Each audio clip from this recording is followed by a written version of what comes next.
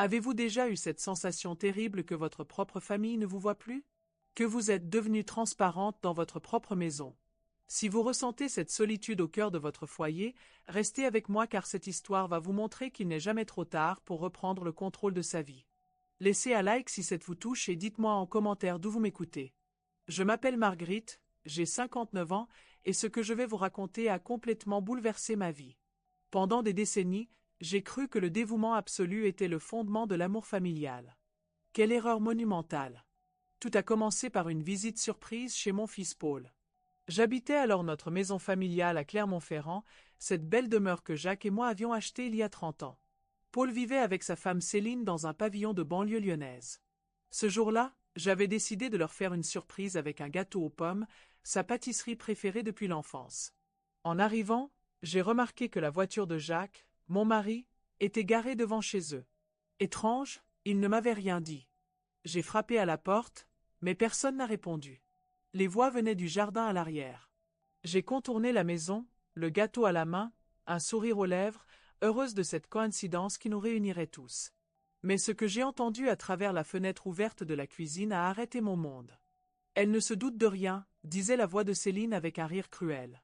34 ans de mariage et elle pense encore que son mari l'aime. La réponse de Jacques a été un poignard dans mon cœur. Marguerite a toujours été naïve. Elle croit que ses petits plats et son dévouement suffisent. Si elle savait depuis combien de temps je rêve d'une vraie femme. Avez-vous déjà senti votre univers s'effondrer en une seconde? Cette sensation où vos jambes ne vous portent plus et où l'air devient irrespirable? Le notaire a confirmé, continuait Jacques. Avec la procuration qu'elle m'a donnée pour nos comptes et le testament qu'elle a signé il y a 2 ans, tout me revient légalement à sa mort. La maison, les économies, tout. Céline a ri encore, et en attendant, on peut profiter de sa générosité. Elle qui nous donne toujours de l'argent pour nos difficultés. Paul ne sait rien de notre relation, a précisé Jacques. Et c'est mieux ainsi. Moins il y a de témoins, plus c'est simple. J'ai reculé lentement, le gâteau toujours dans mes mains tremblantes. Mes propres mains qui avaient préparé des milliers de repas, cousu des vêtements, caressé leur front fiévreux. Ces mains qui avaient renoncé à leur carrière d'institutrice pour élever Paul et soutenir la carrière de Jacques. Combien d'entre vous ont sacrifié leurs rêves pour bâtir ceux des autres, pour découvrir qu'ils ne vous considèrent que comme un moyen de parvenir à leur fin? Je suis rentré à Clermont-Ferrand dans un état second. 34 ans de mariage. 34 ans à croire que l'amour se construisait dans le don de soi. Mon reflet dans le rétroviseur m'a montré une femme de 59 ans aux cheveux grisonnants, fatiguée, effacée. Quand avais-je cessé d'exister pour devenir juste un service à la disposition des autres? Ce soir-là, Jacques est rentré comme si de rien n'était. « Comment s'est passée ta journée, chérie ?» m'a-t-il demandé en m'embrassant sur la joue, ce baiser quotidien que je prenais pour de la tendresse et qui n'était qu'une habitude vide. « Bien, ai-je répondu. Mais ce bien cachait une révolution intérieure. Cette nuit-là, j'ai fait l'inventaire de ma vie. À 59 ans, j'avais droit à une retraite anticipée grâce à mes années d'enseignement. Mes économies personnelles, héritées de mes parents, étaient sur un compte séparé que Jacques ne connaissait pas. La maison était effectivement à nos deux noms, mais j'avais conservé tous les documents originaux. Vous savez ce qui est formidable quand on découvre qu'on a été invisible? On peut agir dans l'ombre sans que personne ne nous remarque. Le lendemain, j'ai pris rendez-vous avec Maître Durand, notre notaire familial depuis 20 ans.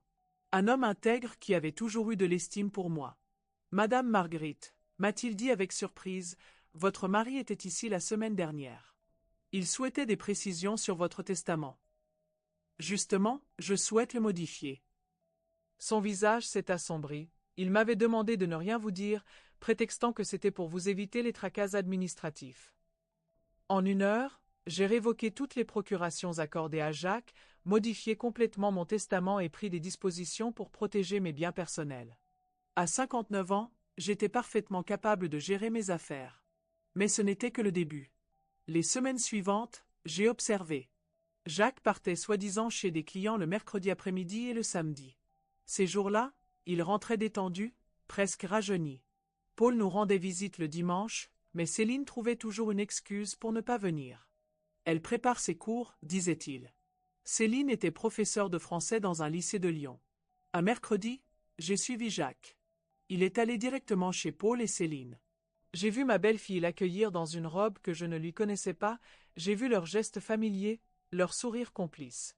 Ils vivaient leur amour au grand jour, dans la maison de mon fils, pendant que moi, l'épouse légitime, je préparais le dîner à la maison.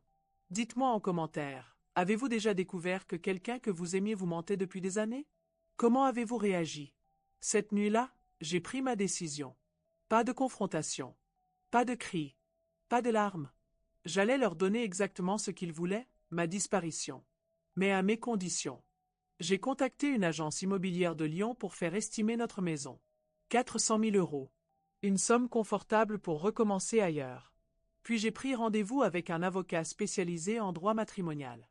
Madame, m'a-t-il dit après avoir étudié mon dossier, votre mari se trouve en situation d'adultère caractérisé. En cas de divorce, vous pourriez obtenir des dommages-intérêts substantiels. Je ne veux pas de divorce, ai-je répondu. Je veux juste disparaître proprement.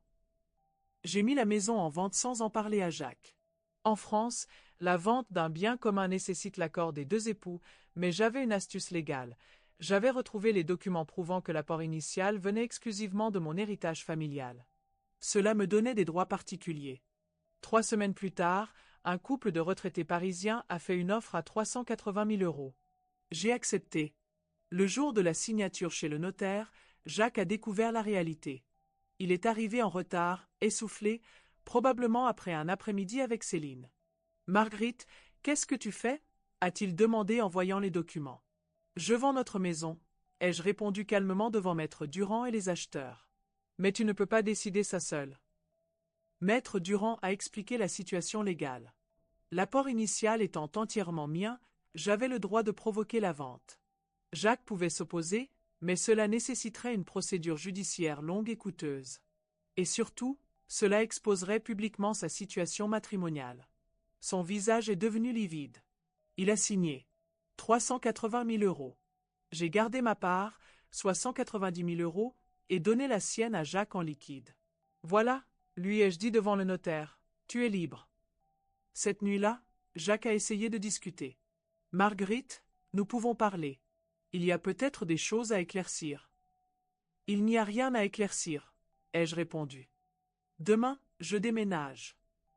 Qu'est-ce qui se passe quand une femme invisible décide de reprendre sa vie en main? Elle découvre qu'elle a bien plus de pouvoir qu'elle ne le pensait. J'avais déjà trouvé ma nouvelle vie. Un petit appartement dans un village des Cévennes, près d'Alès. 2 pièces avec une terrasse donnant sur les montagnes, loyer 400 euros par mois. Avec ma retraite d'enseignante et mes économies, j'avais de quoi vivre confortablement. Le matin du déménagement, Paul est arrivé, affolé. « Maman, papa m'a dit que vous divorcez? Que tu pars? » « Nous ne divorçons pas, ai-je dit en fermant ma dernière valise. Ton père est libre de ses choix, et moi des miens. Mais pourquoi? Qu'est-ce qui s'est passé? J'ai regardé mon fils, cet homme de 32 ans que j'avais élevé dans l'amour et l'honnêteté. Comment lui dire que son père et sa femme le trompaient tous les deux? Paul, ai-je dit doucement, parfois il faut savoir partir pour se respecter. Il n'a pas compris. Pas à ce moment-là. Le déménageur a emporté mes affaires. Mes livres, mes photos, mes quelques meubles personnels. Jacques regardait depuis la fenêtre, silencieux. 34 ans de vie commune qui tenaient dans un petit camion. J'ai laissé une lettre sur la table de la cuisine. « Jacques, tu as eu ce que tu voulais. Je disparais. Profite bien de ta liberté. Marguerite. » Le voyage vers les Cévennes a duré 4 heures.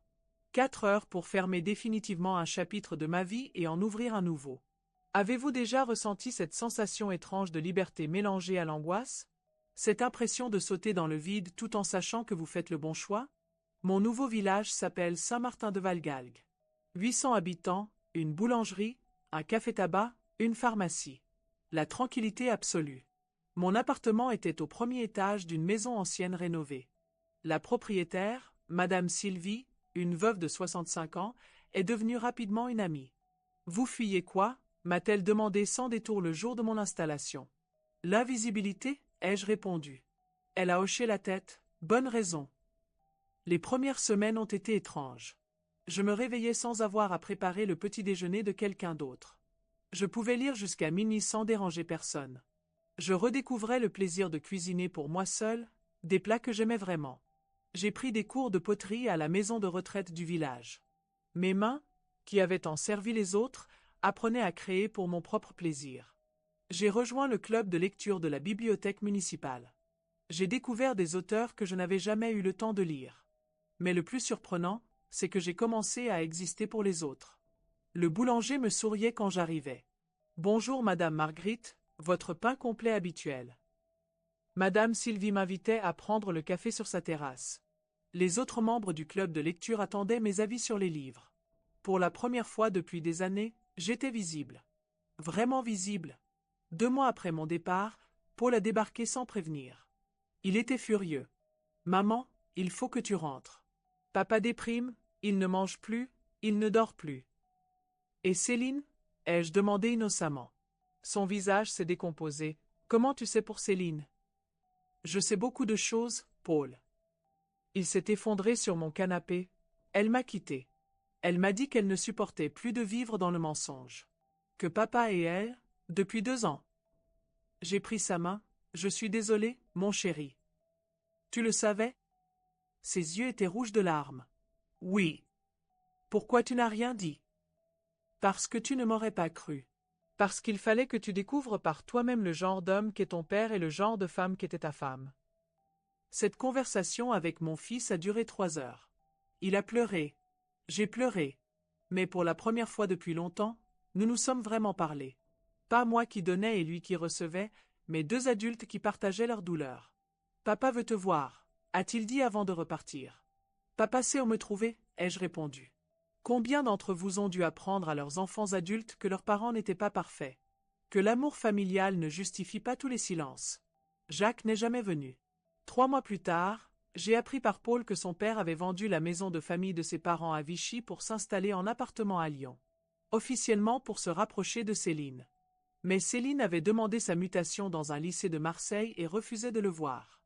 L'homme qui m'avait rendu invisible pendant des décennies découvrait à son tour ce que c'était que d'être ignoré. Je ne ressentais aucune satisfaction. Juste une profonde tranquillité. Paul venait me voir 1 fois par mois. Il avait entamé des procédures de divorce et cherchait un nouvel appartement. Nos relations changeaient.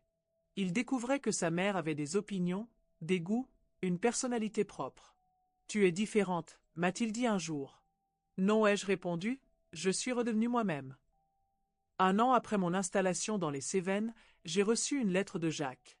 Pas un mail, pas un SMS. Une vraie lettre écrite à la main. « Marguerite, je réalise ce que j'ai perdu. Peux-tu me pardonner? Peux-tu revenir? Jacques. » J'ai relu cette lettre plusieurs fois. 15 mots.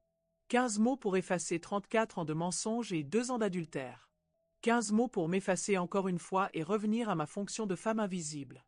J'ai pris une feuille et j'ai écrit « Jacques, j'ai trouvé ma vie. Bonne chance pour trouver la tienne.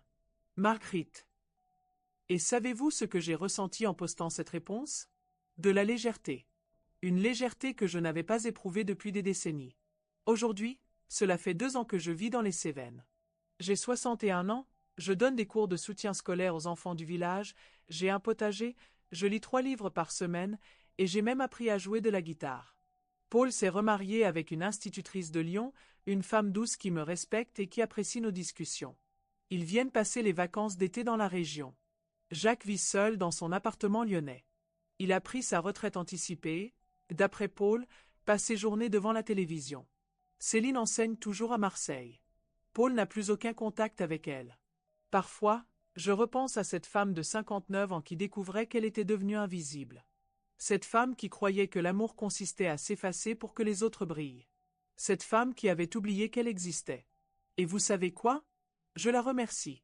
Parce que sans cette douleur, sans cette trahison, je n'aurais jamais eu le courage de me choisir. Je veux que vous partagiez vos propres expériences dans les commentaires. Avez-vous déjà eu à protéger quelqu'un d'une menace que les autres ne voyaient pas? Avez-vous déjà dû prendre des décisions difficiles qui ont changé le destin de votre famille? Dites-moi d'où vous m'écoutez et si vous avez vécu quelque chose de similaire. Vos histoires peuvent aider d'autres personnes qui traversent des situations comparables. Si cette histoire a touché votre cœur comme elle a touché le mien en la vivant, abonnez-vous à la chaîne et partagez-la avec d'autres personnes qui ont besoin d'entendre qu'il est possible de recommencer, que le bonheur peut se trouver après la trahison. L'invisibilité n'est pas une fatalité. C'est un choix. Et on peut toujours choisir de redevenir visible. À ses propres yeux d'abord. Aux yeux des autres ensuite. Et le plus beau dans tout ça, c'est qu'il n'est jamais trop tard. Jamais.